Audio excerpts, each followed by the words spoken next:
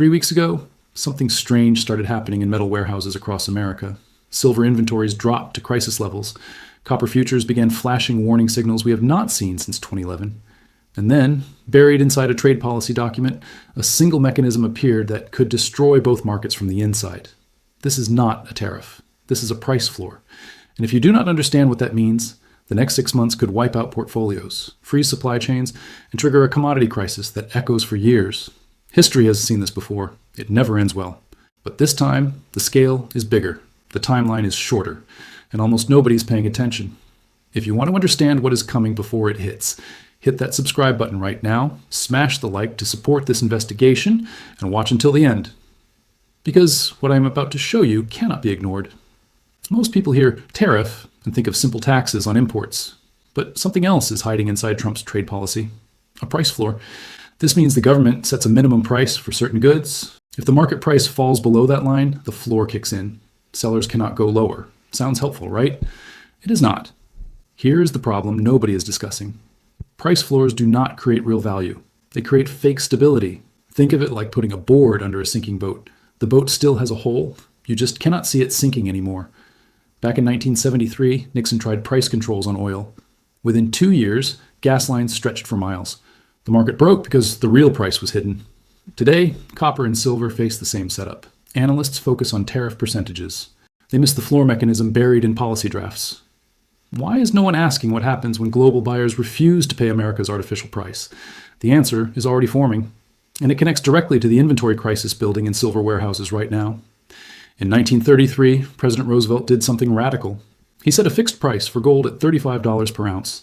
The government became the only legal buyer. This was a price floor backed by law. At first, it seemed to work. Gold flowed into federal vaults. Prices stabilized.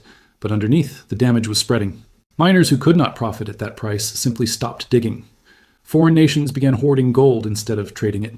The real supply vanished from open markets. Think of it like freezing a river in summer. The surface looks solid, but below, the current still pushes. Eventually, something cracks.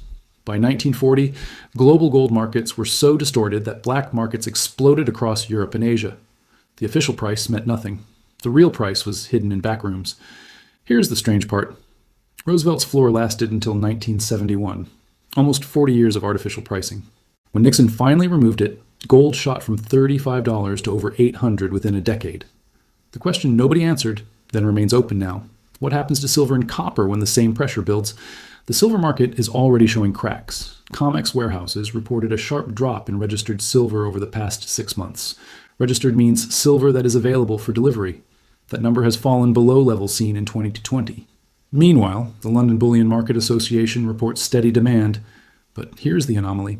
Demand stays flat while available supply shrinks. These two lines should not move apart like this. In 2011, a similar pattern appeared before silver spiked to nearly $50 per ounce. Inventories dropped quietly while traders ignored the warning. Then the squeeze came fast. Imagine a gas tank showing half full. But the gauge is broken. You are actually running on fumes. That is silver right now. The numbers say one thing. Physical reality says another. Now add a price floor to this fragile setup.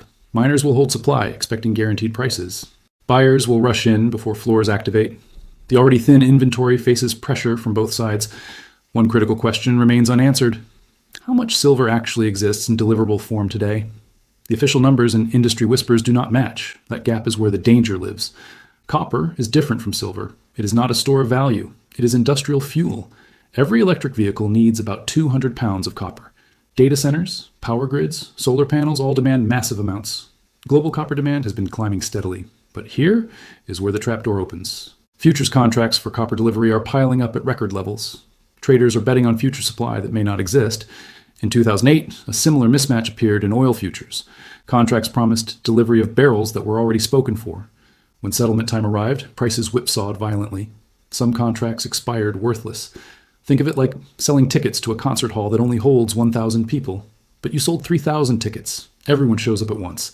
Chaos. Now imagine a price floor enters this equation. Manufacturers lock in contracts at the floor price. Miners hold back supply, waiting for higher payouts. Suddenly, physical copper disappears from spot markets while paper contracts multiply. One detail remains unclear. How many of these futures positions are actually hedged with real metal? The answer will determine whether this unwinds smoothly or explosively. Price floors change human behavior in predictable ways. When governments guarantee a minimum price, something unexpected happens. Hoarding begins. History proves this pattern. In the 1970s, sugar price supports in the United States triggered massive stockpiling. Refiners held inventory off market. Prices spiked anyway because available supply vanished. The floor created the opposite of stability. With silver and copper, the same psychology kicks in. If miners know the government guarantees a certain price, why sell today? Why not hold metal and wait? Meanwhile, industrial buyers panic. They start stockpiling before floors activate and prices potentially rise further. Think of it like announcing a sale that starts next month. Everyone waits to buy. Store's empty now. Chaos arrives before the sale even begins. But there's a darker pattern emerging. Black markets form when official prices disconnect from reality. In countries facing the floor prices, unofficial channels will move metal at real market rates. Supply chains fracture into legal and shadow systems. One question cuts through everything. How much hoarding has already started quietly? Warehouse data suggests movement. But nobody knows who's holding what. That invisible accumulation is the fuse already light. China is not sitting still. In March, reports surfaced of Chinese copper buyers quietly canceling contracts with American suppliers. At the same time, Chile and Peru, the world's largest copper exporters, held closed-door meetings with Chinese trade officials. This pattern has happened before. In 2018, when tariffs first escalated, China responded by restricting rare earth exports. Prices for those materials doubled within months. American manufacturers scrambled. Now the BRICS nations are watching Trump's price floor proposals carefully. Russia holds significant palladium and nickel supplies. Brazil controls vast iron ore reserves. If the United States imposes artificial price floors, these nations can simply redirect supply elsewhere. Think of it like a water dam. Block one river, and the water finds another path. It does not disappear. It just flows around you. Early signals suggest coordination is already happening. Shipping data shows Chinese vessels increasing routes to South American ports. Meanwhile, BRICS central banks have quietly increased metal purchases. One critical question remains open. Are these moves defensive preparation or the start of an organized counter-strategy? The difference matters. One is caution. The other is economic warfare. And the metals markets sit directly in the middle. Every artificial price floor eventually collapses. The only question is how much damage it causes on the way down. Here's what the timeline looks like. First, the floor gets announced. Prices jump immediately as traders react. Miners hold supply, buyers panic purchase. Inventories drain faster. Next, the shortage phase begins. Industrial users cannot find metal at floor prices. They either pay premiums on black markets or halt production.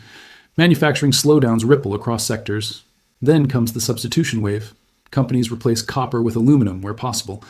Electronics makers shift silver usage to alternatives. Demand destruction starts, but slowly. Meanwhile, global suppliers route metal away from American markets. China, Europe, and other buyers access supply at real market prices, while the United States stays locked at the artificial floor. Finally, the floor breaks. Either the government abandons it under pressure, or the market simply ignores it. Prices collapse violently because the fake stability never solved the real supply problem. History shows the exit is always worse than the entry. Roosevelt's gold floor took 40 years to unwind. Nixon's oil controls created a decade of instability. Nobody is pricing this endgame for silver and copper.